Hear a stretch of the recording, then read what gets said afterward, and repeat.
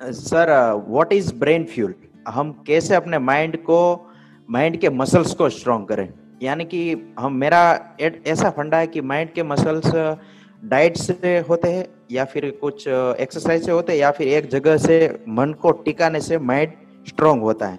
आप जो ब्रेन को स्ट्रांग करने की बात कर रहे हो, उसके अलग अलग स्टैंड पॉइंट हो सकते हैं। एक है जो हमारी फिजिकल ब्रेन है, उसको कैसे स्ट्रांग किया जाए। तो उसमें डाइट का बहुत बड़ा रोल होता है। जैसे कुछ तरह के फूड्स हैं, कुछ तरह की चीजें हैं जो अगर आप खाते हो तो वो आपकी ब्रेन के लिए अच्छे होते हैं। वो आप गूगल पे जाकर के स्टडी कर सकते हैं, कर सकता हूँ। तो वो अपनी डाइट में आप थोड़े से चेंजेस कर सकते हैं। तो वो जब आप चेंजेस करेंगे तो आपकी जो फिजिकल ब्रेन है वो स्ट्रांग होती चली जाएगी। अब वो ब्रेन ज्यादा अच्छे से आप उसको यूज कर सकते हो। अगर फिजिकली आपकी ब्रेन वीक हुई तो आपके थॉट में भी इतनी पावर नहीं होगी। तो पहला स्टेप क्या है कि अपनी डाइट को ठीक करो। आपको जो न्यूट्रिशन चाहिए आपकी बॉडी को, और ब्रेन ऐसा नहीं है इन आइसोलेशन है, यानी ये नहीं है कि ब्रेन अलग है और बॉडी अलग है। ब्रेन तभी ठीक रह सकती है जब आपका पेट ठीक रहेगा। इनफैक्ट गट का, यानी कि आपके पेट का और ब्रेन का डायरेक्ट कनेक्शन है। जी। आयुर्वेदा में यही खास बात है। आयुर्वेदा में कहा जाता है कि हर बीमारी का जो जड़ है वो पेट है, ना कि ब्रेन है। क्यों? क्योंकि ब्रेन को जो भी चाहिए, जो भी न्यूट्रिशन चाहिए, जो भी कुछ चाहिए, जो भी केमिकल्स चाहिए सही से ऑपरेट करने के लिए, वो सब प्रोड्यूस कहां होते हैं? अल्टीमेटली हमारे गट में होते हैं, राइट? जी। हमारा स्टमक ही है ना जो फूड को न्यूट्रिशन में, एनर्जी में कन्वर्ट करता है। अगर पेट ठीक है तो सब ठीक है, तो ब्रेन ठीक काम करेगी। अगर पेट गड़बड़ है तो इसका मतलब ब्रेन में गड़बड़ है, क्योंकि ब्रेन की गड़बड़ को आप डायरेक्टली नहीं पकड़ सकते। तो उसको कैसे ठीक करना है? अपनी डाइट के लेवल पे ठीक कर सकते हो। उसके अलावा naturopathy is a very good option. Naturopathy के इंडिया में बहुत सारे सेंटर्स हैं जो बहुत ही कॉस्ट इफेक्टिव तरीके से आपको कुछ थेरेपीज देंगे 3-4 दिन के लिए, 5 दिन के लिए, 7 दिन के लिए। उसमें आप बेटर फील करने लग जाओगे। जी। तो नंबर 1 वो है कि स्टमक की क्लीनिंग प्रॉपर होनी चाहिए ताकि हमारी ब्रेन प्रॉपर काम करे। अब जो दूसरा एस्पेक्ट है वो है कि हमारी थॉट की पावर कैसे स्ट्रांग हो, कि हमारी जो थिंकिंग पावर है वो कैसे स्ट्रांग हो। तो वो स्ट्रांग होती है रेपिटेशन से। मतलब व्हाट यू वांट इज, जो मैं आपकी बात करने के तरीके से समझ पा रहा हूं, आप चाहते हो कि जो भी आप कर रहे हो उसमें आपका माइंड या आपका थॉट इतना स्ट्रांग हो जाए कि अगर आपने सोच लिया मुझे करना है, तो अब आपको किसी भी चीज से कोई फर्क ना पड़े। आसपास में जो भी कोई कुछ कह रहा है उससे आपको फर्क ना पड़े, राइट? फर्क ना पड़े, राइट। यही आप चाहते हैं, है ना? हाँ। तो अब ये कैसे पॉसिबल हो पाएगा? इसका जो तरीका है वो है रेपिटेशन। कि जिस भी तरह की बातों को आप अपने माइंड में रिपीट करते चले जाओगे वो पक्की होती चली जाएगी। इसीलिए इंडिया में एक कहावत है जो आपके भी घर में चलती होगी, जो बोलते हैं कि शुभ शुभ बोलो। सुनी होगी आपने, है ना? जी। कि मुंह से उल्टी सीधी बातें मत निकालो।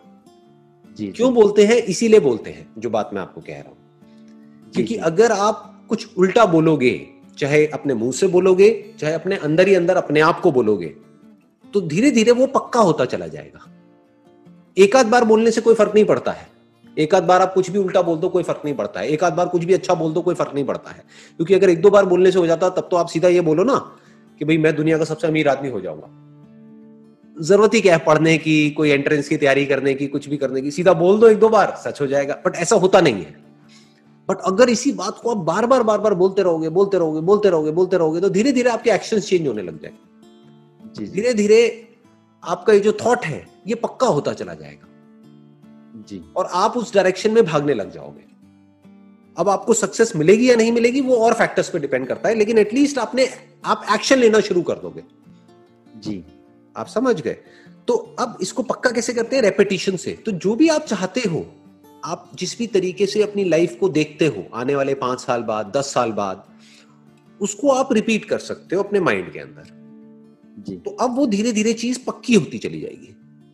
अब यहां पे एक चीज आपको ध्यान में रखनी है, जो लोग गलती कर जाते हैं, वो है कि आपको जो भी आप चाहते हो उसके आउटकम के बारे में नहीं सोचना है। ये नहीं सोचना है कि जो होगा, क्योंकि वो आपके हाथ में नहीं है, राइट? ये नहीं बैठ करके इमेजिन करना है कि मेरा ये एंट्रेंस है वो क्रैक हो जाएगा।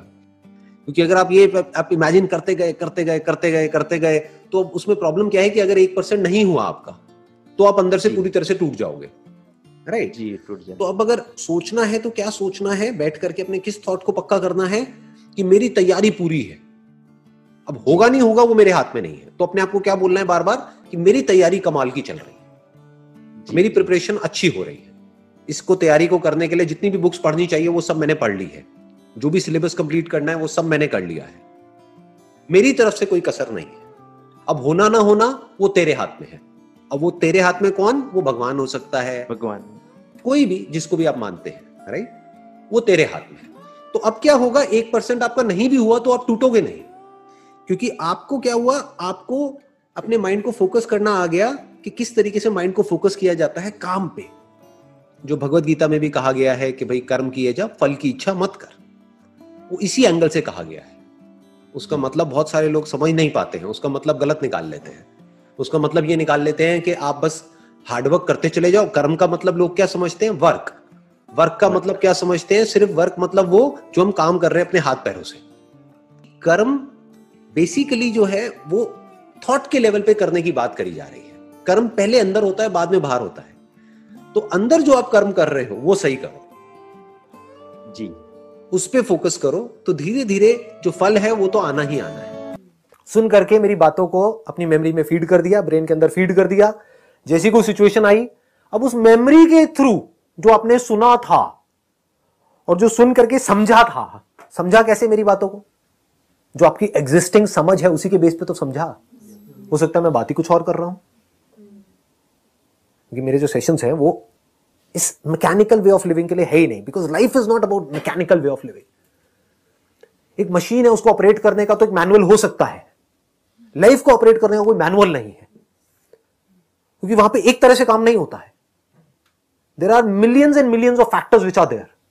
आप मेरे से पूछ नहीं सकते आकर के कि भाई मेरे जो पेरेंट्स हैं उनसे मुझे प्रॉब्लम है तो इसका क्या सोल्यूशन है। इसके अंदर कितने फैक्टर्स हैं। आप ये तो पूछ सकते हो कि इस मशीन को कैसे ऑपरेट करूं, वो मैं आपको बता सकता हूं। How to operate this machine, how to have a good relationship with my parents. बताओ मैं क्या जवाब दूंगा आपको। मुझे पता है आपके पेरेंट्स कैसे हैं, मुझे पता है आप कैसे हो, कितने नीच प्राणी हो आप, या दिखा कुछ और रहे हो अंदर से कुछ और हो। तो आपको कौन जानता है? आपकी जो सच्चाई है या आपके घर की सच्चाई है या जो भी कुछ है, उसको कौन अगर जान सकता है तो कौन जान सकता है? आप खुद ही जान सकते हो। एक बात पक्की है, मैं तो नहीं जान सकता। तो मैं आपको क्या सोल्यूशन दूंगा? आपको मुझसे मैकेनिकल सोल्यूशन चाहिए उस प्रॉब्लम का जो मैकेनिकल है ही नहीं। Life is not mechanical. Life में तो कहीं से भी कुछ भी हो रहा होता है ना।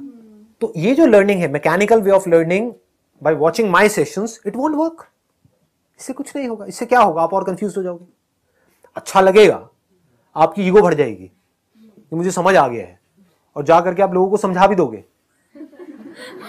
समझ है ना, मतलब ज्ञान बांटने में कोई टैक्स थोड़ी लगता है। कोई आएगा तो भाई आपने तो मेरे इतने सेशंस देख लिए हैं, उन्होंने कुछ भी नहीं देखे हैं, तो आप जा करके वो जो भी आपके अंदर फीडेड है वो सब जा करके चेप दोगे। अरे कुछ नहीं, जो होता है अच्छे के लिए होता है। समझ आ गई जी सारी बातें। समझ गए, यही होता है। कभी देखना, मतलब मेरे को तो सबसे ज्यादा जो मजा आता है ना, मतलब एक्चुअल में शमशान घाट में आप में से कोई गया है कभी? तो वहां पर जाकर देखो सारे ज्ञानी भरे पड़े होते हैं। तो बेटे जो आता है वो जाएगा। उनसे पूछो अंकल जी आप जाने के लिए तैयार हो? बोल रहे हैं क्योंकि पढ़ लिया है, सुन लिया है, ठीक है जी। अब मैं आपको रियल लर्निंग बता रहा हूं, वो क्या है। मैं मेमोरी से नहीं बोल रहा, तो जो मैं बोल रहा हूं उसको आप अपनी मेमोरी में फीड क्यों कर रहे हो? स्टेप बाय स्टेप मैं बोलता चला जा रहा हूं, उसको आप देखते चले जा रहे हो, समझते चले जा रहे हो। ये समझते चले जा रहे हो कि किसी भी प्रॉब्लम को समझते कैसे हैं, उसका सोल्यूशन कैसे निकालते हैं। तो एक तरह से क्या हो रहा है, आपकी ब्रेन की एक्सरसाइज हो रही है। इस एक्सरसाइज का होना ही लर्निंग है। जैसे फिजिकल एक्सरसाइज करोगे तो बॉडी बन जाएगी, उसके लिए कुछ और नहीं करना पड़ेगा। That in itself is a complete action. ऐसे ही अगर आप अपनी ब्रेन की एक्सरसाइज करोगे मेरे साथ में, ब्रेन की सही तरह की exercise, not through memory but by seeing things as it is. बातों को मत पकड़ो, वर्ड्स को मत पकड़ो, समझ जाओ जो वर्ड्स हैं वो कचरा है। उसका यूज सिर्फ इतना सा है कि आप वो देख सकोगे वो वर्ड कहां पे इशारा कर रहा है। This comes in my experience. In fact, everything that I say is in your experience. So you don't need memory to see that. You need memory जब मैं कोई ऐसी बात कर रहा हूं जो आपके एक्सपीरियंस में ना हो। फॉर एग्जाम्पल मैं बात कर रहा हूं, ऐसे बहुत लोग हैं उल्टी सीधी ऐसी वीडियोस बना रहे हैं आज की डेट में, मतलब बड़े बड़े हैं, आप देखोगे वो क्या बातें कर रहे हैं। कॉन्शियसनेस के बहुत सारे स्तर होते हैं, एक होता है बेसिक कॉन्शियसनेस, एक होता है सुपर कॉन्शियसनेस, एक होता है सुपर डुपर कॉन्शियसनेस। आपको यहां से उठ करके वहां जाना है। क्या बातें हो रही हैं? मैंने पूरे सेशन में जो भी कुछ बोला है, क्या उन सब बातों को आप रिलेट कर पा रहे हो? रियलिटी से इसको सीखना बोलते हैं। अब रिलेट करो और उसको छोड़ दो। जो भी सेशन में बातें हुई हैं सब कुछ छोड़ दो, उसको मेमोरी में फीड करने की जरूरत नहीं है। आपकी ब्रेन स्ट्रांग हो गई है, आपकी ब्रेन की एक्सरसाइज हो गई है, अगर इस तरह से स्टेप बाय स्टेप आपने देख लिया है।